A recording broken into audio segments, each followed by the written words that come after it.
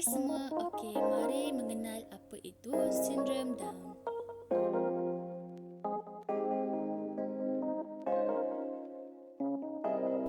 Hai, saya Zakiana binti Muhammad Zamani. Saya Noain Arisa binti Zainuddin.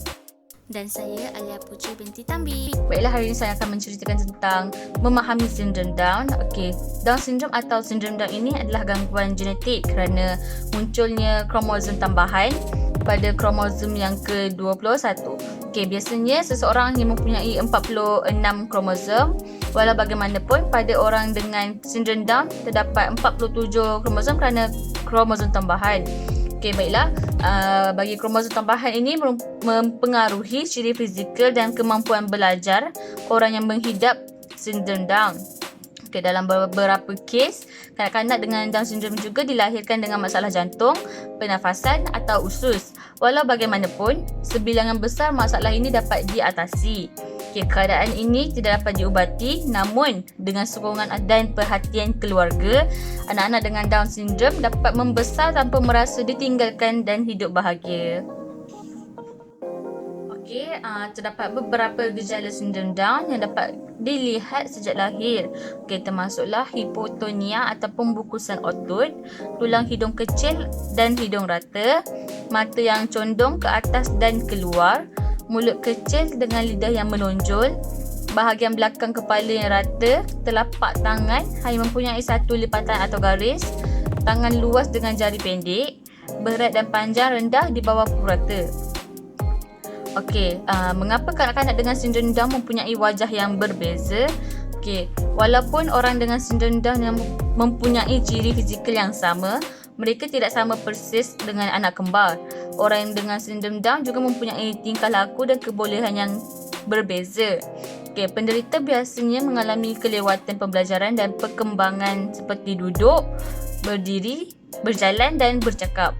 Okey, selain itu, penderita Down syndrome juga dapat mengalami beberapa masalah kesihatan seperti penyakit jantung, seperti penyakit jantung congenital (PJK), masalah pendengaran dan penglihatan serta gangguan tiroid. Ini saya akan ceritakan tentang punca sindrom Down. Sindrom Down ini berlaku apabila sel-sel di dalam badan mengandungi gen-gen yang dikumpulkan bersama dengan kromosom dalam sel nukleus. Biasanya terdapat 46 kromosom dalam setiap sel, iaitu 23 diwarisi dari ibu dan 23 dari bapa. Seterusnya ialah apabila sesetengah atau semua sel seseorang itu mempunyai salinan tambahan atau salinan sebahagian daripada kromosom 21. Sindrom Down akan berlaku satu daripada 3 variasi genetik di bawah boleh menyebabkan sindrom Down. Antaranya ialah trisomy 21. Sekitar 95% kes ini berlaku disebabkan oleh trisomy 21, iaitu individu mempunyai 3 salinan kromosom 21 dan bukannya 2 salinan biasa pada semua sel. Ini berlaku disebabkan oleh pembahagian sel yang tidak normal semasa perkembangan sel sperma atau sel telur. Seterusnya ialah sindrom Down mozaik. Bagi bentuk sindrom Down yang jarang berlaku ini, seseorang hanya mempunyai beberapa sel dengan salinan tambahan kromosom 21.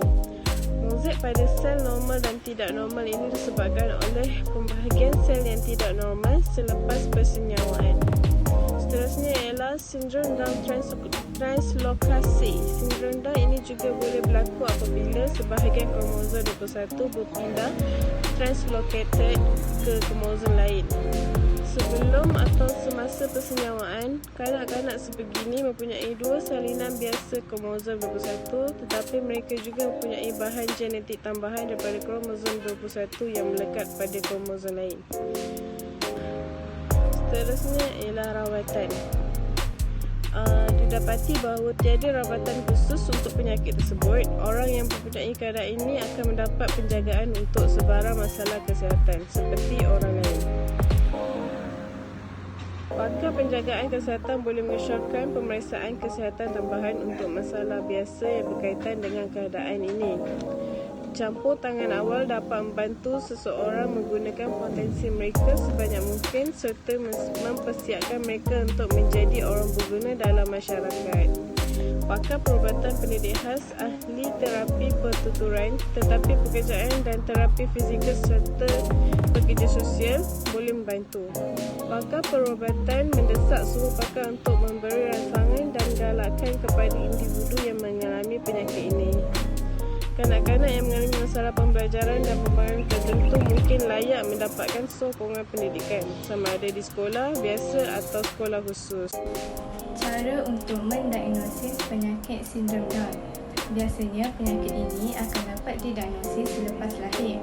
Sebenarnya, penyakit sindrom Down ini boleh dikesan sebelum kelahiran lagi melalui ujian tertentu yang dilakukan oleh bakal ibu ketika mengandung, yang dikenali sebagai prenatal diagnosis. Ujian ini termasuk gabungan ujian darah dengan imbasan ultrabunyi. Walau bagaimanapun, ujian ini tidak dapat memastikan dengan tepat sekiranya bayi itu menghidapi sindrom Down ataupun tidak. Ianya hanya boleh memberitahu sama ada terdapat risiko tinggi bagi bayi untuk menghidapi penyakit ini. Jika keputusannya menunjukkan bahawa kemungkinan bayi boleh menghidapi penyakit sindrom Down ini, bakal ibu boleh memilih untuk melakukan ujian-ujian lanjut seperti ujian amniocentesis, iaitu menguji sampel cecair ketuban pada minggu ke-15 hingga 20. Selain itu, bakal ibu juga boleh menjalani ujian chorionic villus sampling CVS, iaitu menguji sampel tali pusat pada minggu ke-11 hingga minggu ke-14. Namun begitu, terdapat sedikit risiko jangkitan ataupun keguguran yang boleh dialami oleh setiap ibu bapa pasti menginginkan anak mereka dilahirkan dengan keadaan yang sempurna dan sihat tubuh badan. Namun kita hanya manusia biasa yang tidak dapat melawan takdir Tuhan.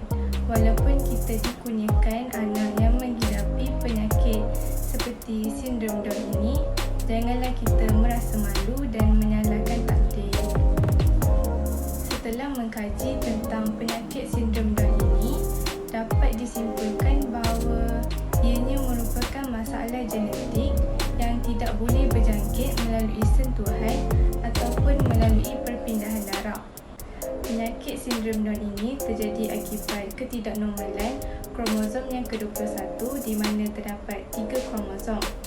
Penyakit ini tidak boleh diubati, tetapi bagi sesiapa yang dilahirkan mempunyai penyakit ini, mereka boleh dibimbing ataupun dilatih untuk menguruskan diri sendiri. Walaupun perkembangan fizikal dan mental kanak-kanak yang menghidapi penyakit sindrom Down ini lambat berbanding kanak-kanak normal, dengan latihan dan bimbingan yang sempurna mampu mengubah kehidupan mereka menjadi lebih baik.